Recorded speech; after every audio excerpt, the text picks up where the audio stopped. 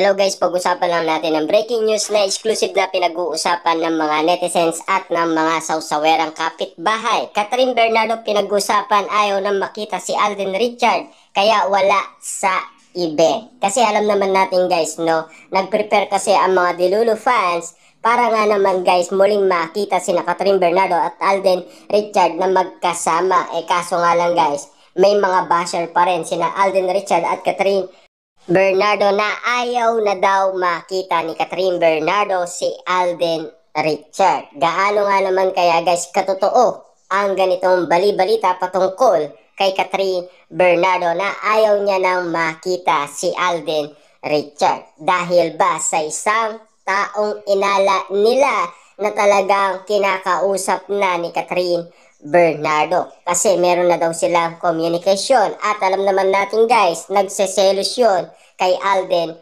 Richard. Totoo nga ba talaga ang bali-balita na ayaw nang makita pa ni Catherine Bernardo si Alden Richard kaya hindi siya pumunta sa event? Ang pagkakaalam natin guys, busy si Catherine Bernardo dahil meron siyang ibang project. Kaya nga naman guys, spotted nga naman si Mami Min Bernardo at Alden Richard na magkasama at si Mami Min Bernardo na lang daw ang tumanggap ng award ni Catherine Bernardo. Di sana, ika nga guys ng mga Delulu fans, ay spotted sanang nakita nila muli ang kanilang idolong si Catherine Bernardo at Alden Richard.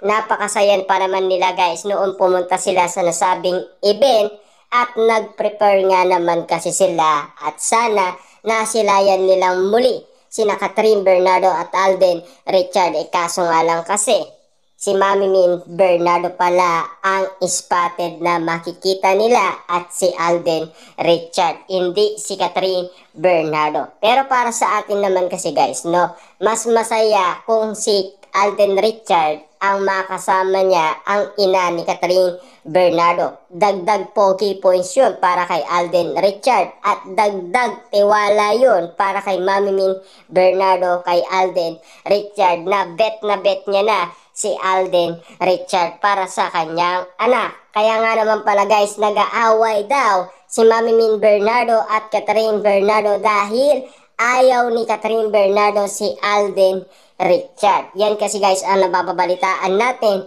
dahil si Mami Min Bernardo ay bet niya ang present na si Alden Richard, hindi na yung ex. Kasi alam naman natin guys, nagka-problema na si Catherine Bernardo sa dati niyang boyfriend na si Daniel Padilla na ang pinag-uusapan ay gustong-gusto pa rin daw ni Daniel Padilla si Catherine Bernardo at gustong-gusto pa rin daw ni Catherine Bernardo si Daniel Padilla. Kaya nagkaroon sila ng komunikasyon muli. Kaya nga naman guys, ang bali-balita talagang pinag-usapan at pinagkaguluhan at pinagpipestaan.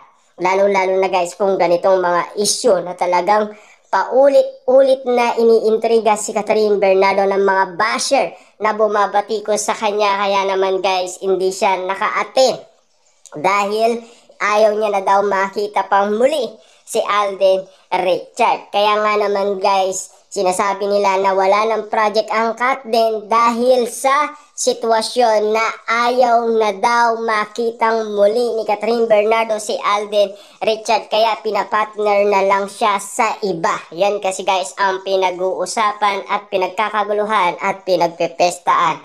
Napilit nagtitrending at nagbabiral ang ganitong usapin patungkol umano kay Catherine Bernardo at Alden Richard. Lalo-lalo na ayaw na daw makita ni Catherine Bernardo si Alden Richard dahil pinag-uusapan na ang Katniel dahil nagkaroon na ng komunikasyon. Ibig sabihin, sinasabi nga naman nila baka tuloy na ang nasabing movie ni Daniel Padilla at Catherine Bernardo na inanda ni Direk Cathy sa kanila na After Forever, na sana ay nagawa nga naman kasi nila kung hindi sana nagkaiwalay ang Katniel.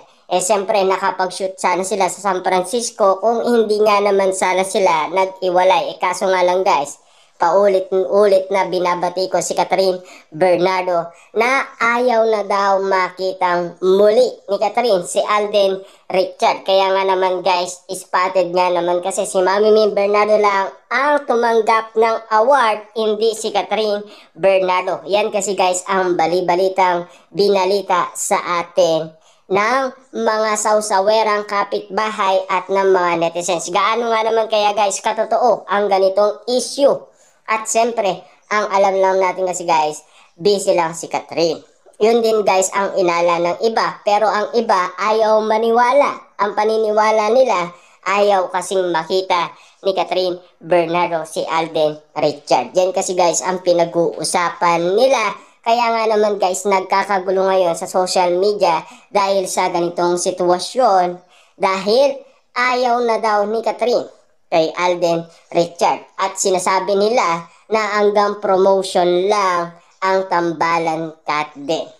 At ang sinasabi nila, ang pagmamahalan cut din hanggang social media lang, wala daw sa totoong buhay. Yan kasi guys ang sinasabi nila. Manilaw sa kanila guys na ang cut din, ang sweetness at lambing nila para lamang sa promotion ng kanilang tambalan sa Hello Love Again, hindi sa totoong buhay. Hanggang social media lang dahil nagbebenta nga naman kasi sila ng ticket, kailangan daw nilang magpakita ng sweetness at lambing dahil promotion ang nangyari, hindi para sa magjowa na daw sila. Pero bakit nga naman kasi guys nakipag-usap pa si Catherine Bernardo sa dati niyang ex kung walang kadahilanan at kung walang rason daw? Kaya nga naman guys, pilit pinag-uusapan ang ganitong sitwasyon dahil si Catherine Bernardo ay marupok nga naman kasi inala ng karamihan. Siyempre guys, di natin mapipigilan kung ang puso nga naman kasi ang nagsasalita.